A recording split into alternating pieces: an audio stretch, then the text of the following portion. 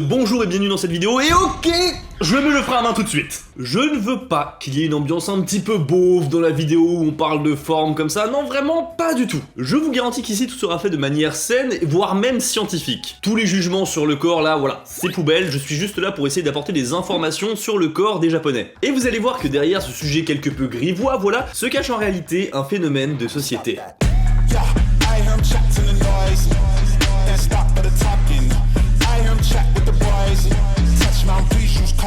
Le corps des japonais.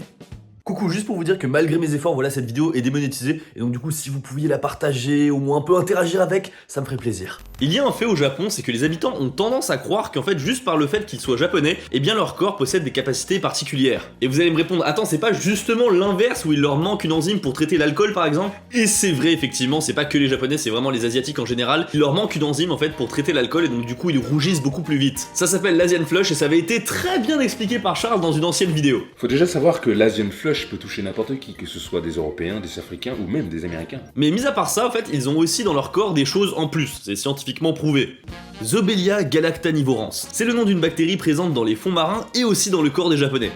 Cette bactérie, elle permettrait de mieux digérer les algues et du coup d'en saisir plus de nutriments. Et je peux comprendre le procédé scientifique qu'il y a derrière, vu qu'au Japon on mange énormément d'algues, apparemment 14,2 grammes par jour selon le site Pour la Science. Il y a un autre truc aussi, c'est que les intestins des japonais sont plus courts, ça viendrait du fait qu'ils aient pas consommé énormément de viande durant des millénaires en fait littéralement, par rapport aux occidentaux, et donc du coup les intestins ont moins besoin de tirer les nutriments, parce qu'apparemment pour tirer les nutriments depuis la viande, c'est beaucoup plus long et complexe que pour le poisson ou des légumes. Mais la différence entre le corps japonais et le reste du monde ne s'arrête pas là.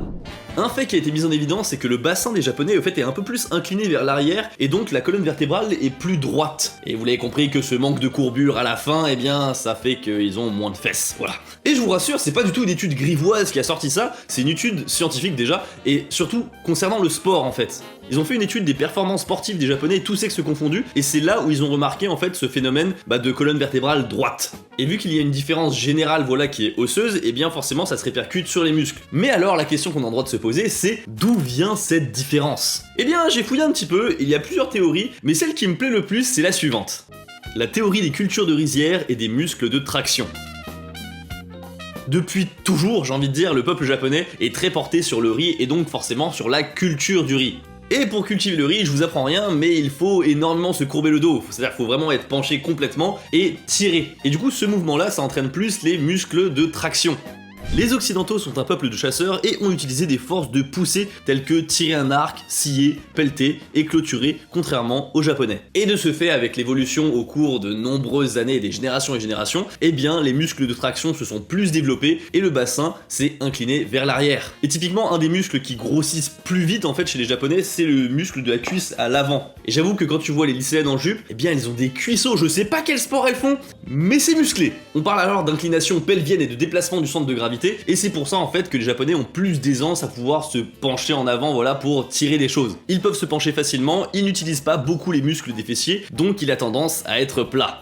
Et effectivement, après avoir creusé le truc, c'est que cette inclination que les japonais ont, eh bien, elle est vraiment parfaite pour pouvoir faire des mouvements de traction et surtout se pencher pour cultiver du riz. C'est vraiment un avantage de ouf. Donc la théorie se tient plutôt bien. Et c'est marrant parce que vraiment ces études-là, elles partent vraiment loin jusqu'à analyser la manière de marcher des japonais. Et ce qui en découle, c'est qu'en fait, les japonais utilisent très peu les ischio-jambiers, donc c'est les muscles à l'arrière de la cuisse, pour marcher, contrairement à des occidentaux. Et étrangement, ça intéresse énormément les japonais de savoir quelles sont les différences entre leur corps et ceux des étrangers. Beaucoup plus que dans l'autre sens d'ailleurs. Il y a des articles, des livres et même d'ailleurs des sites quelque peu douteux où on peut y voir des descriptions de visages et de crânes en fonction de si on est asiatique, caucasien ou noir. Ah, je vous ai dit là, ça part un petit peu en couille. Ce qu'il en ressort, c'est qu'on aurait la tête légèrement penchée vers l'avant avec le front en premier, alors que le visage des japonais serait plus plat. Et aussi, on aurait la mâchoire plus carrée ici à la fin. Bon, moi ça sert à rien de regarder, mais je veux dire, si jamais, voilà, vous voulez me dire en commentaire si vous avez une mâchoire sur la fin carrée ou pas, n'hésitez pas. Je suis tombé aussi durant mes recherches sur une des requêtes les plus tapées en fait en japonais, et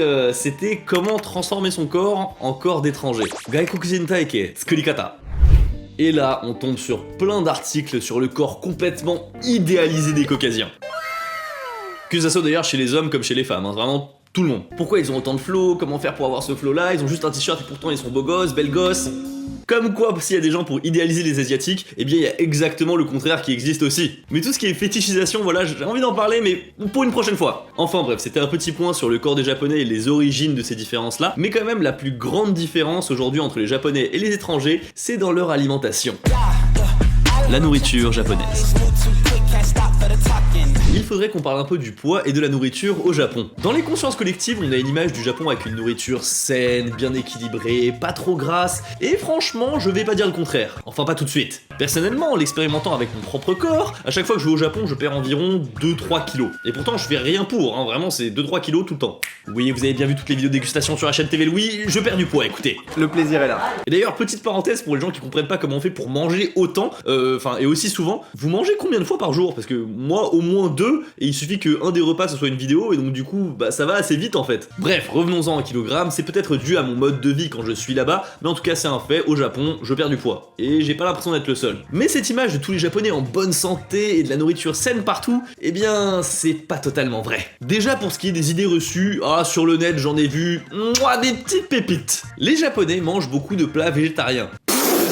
Ramen, bouillon de volaille, sushi c'est du poisson, takoyaki c'est du poulpe, katsudon c'est du porc, oyakodon c'est du poulet, et gyoza c'est du porc aussi. Mais j'avoue, le onigiri à l'umeboshi, là ça passe. Alors oui, on peut trouver des versions végétariennes de tous les plats que je viens de vous citer, mais quand même, c'est pas ce qui est le plus courant. Et j'espère que les végétariens et les véganes diront plus ou moins la même chose, c'est qu'au Japon, c'est pas facile de manger végétarien ou vegan, vraiment pas. Aujourd'hui, vu que c'est un petit peu devenu une mode au Japon, c'est un peu plus facile avec des restos qui ont ouvert, mais il y a 10 ans, c'était vraiment impossible quoi. Enfin bref, voilà, ça c'était juste pour clarifier quelque chose, mais ce qui fait le plus de mal aux Japonais, c'est le sucre. Le taux de diabète. Le nombre de Japonais atteints de diabète est passé de 6,9 millions à 8,9 millions en 10 ans. C'est quand même une augmentation de 2 millions de personnes alors que, en fait, le nombre d'habitants au Japon a carrément diminué. On est quand même à une personne sur 14 au Japon qui est diabétique. Je trouve quand même ça énorme. Et en tout cas, dans mon entourage, en fait, c'était plus ou moins le cas. Mon grand-père l'était, j'ai aussi des amis qui le sont. Enfin, c'est assez fréquent, en fait. Et c'est assez paradoxal parce qu'en termes d'obésité, le Japon a un des pourcentages les plus bas du monde, 3%. Mais j'ai une petite théorie concernant l'augmentation du nombre de diabétiques au Japon. Avant, quand on parlait de pâtisserie au Japon, on parlait vraiment de wagashi, donc de pâtisserie japonaise, et c'était surtout, le sucre en fait, il venait surtout à base de azuki. C'est de la pâte d'haricots rouges qui est certes très sucrée, mais qui a quand même beaucoup de nutriments différents et bons pour la santé. Des bienfaits qu'on ne retrouve pas dans d'autres pâtisseries plus conventionnelles pour nous, avec des sucres et des graisses saturées. Avec la mondialisation, les habitudes de consommation des Japonais ont changé, et je pense notamment aux gâteaux et pâtisseries occidentales, comme je vous l'ai dit, qui sont venus inonder le Japon.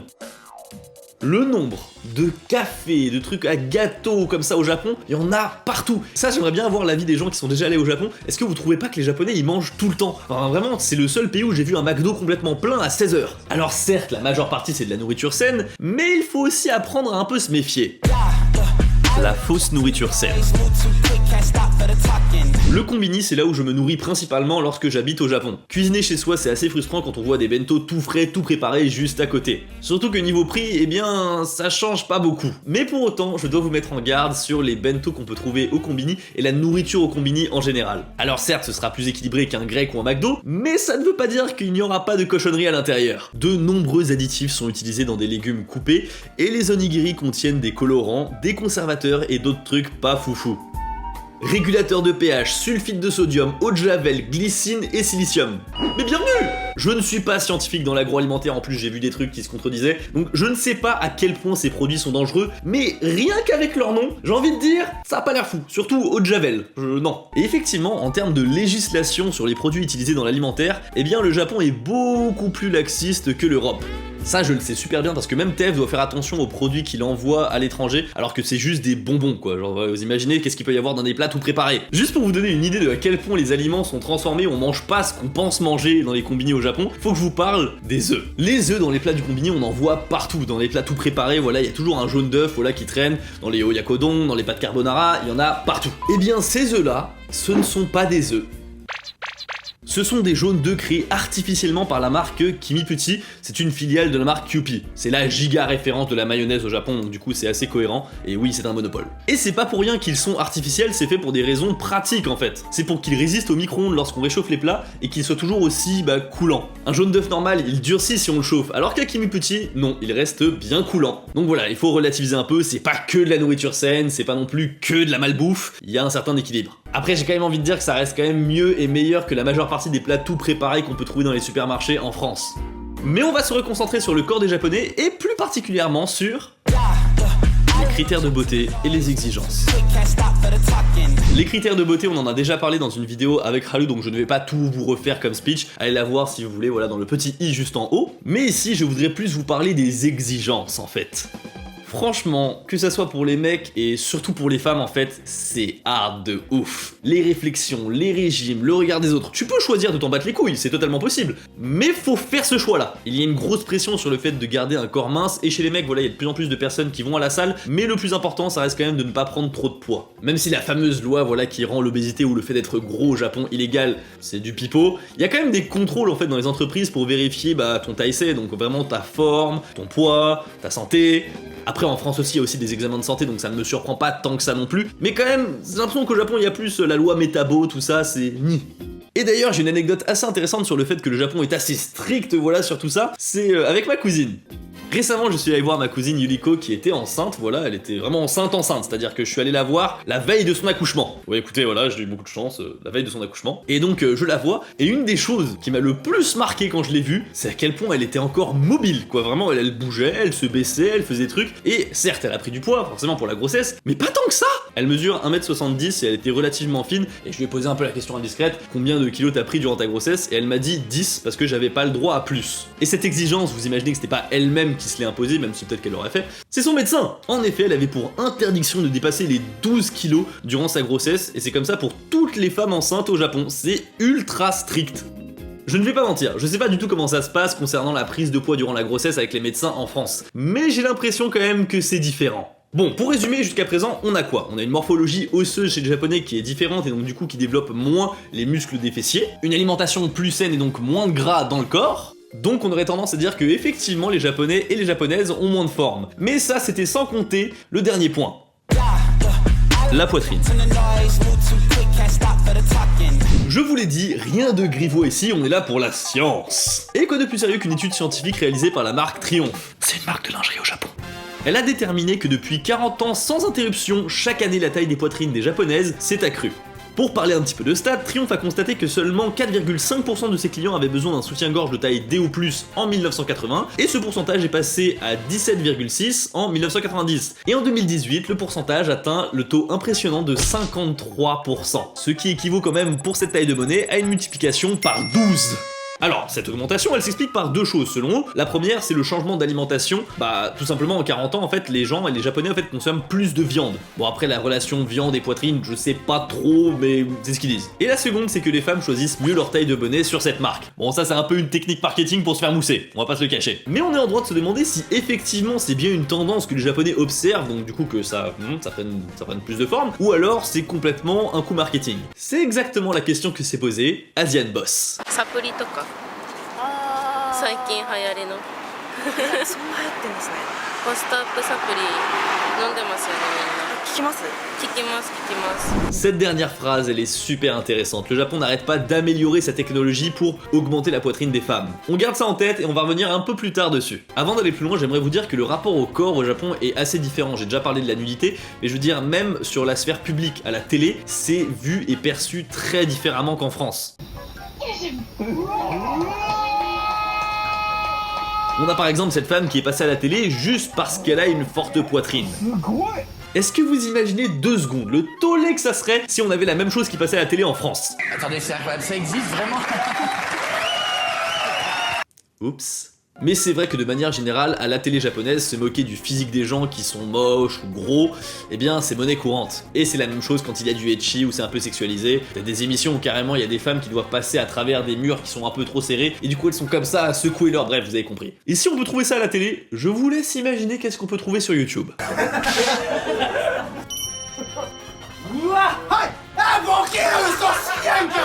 Bon là forcément tout était flouté mais...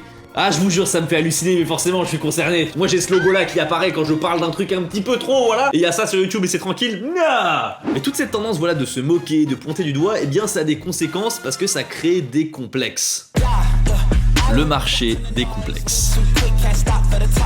Une fois qu'on a bien montré à la télé que c'était tellement mieux d'avoir une grosse poitrine, et bien forcément ça crée des complexes qui ne devraient pas exister, et on va donner des solutions magiques à ces complexes. Et vraiment, je choisis le sujet de la poitrine pas par hasard, parce que au Japon, vraiment, ce domaine-là, c'est juste une obsession.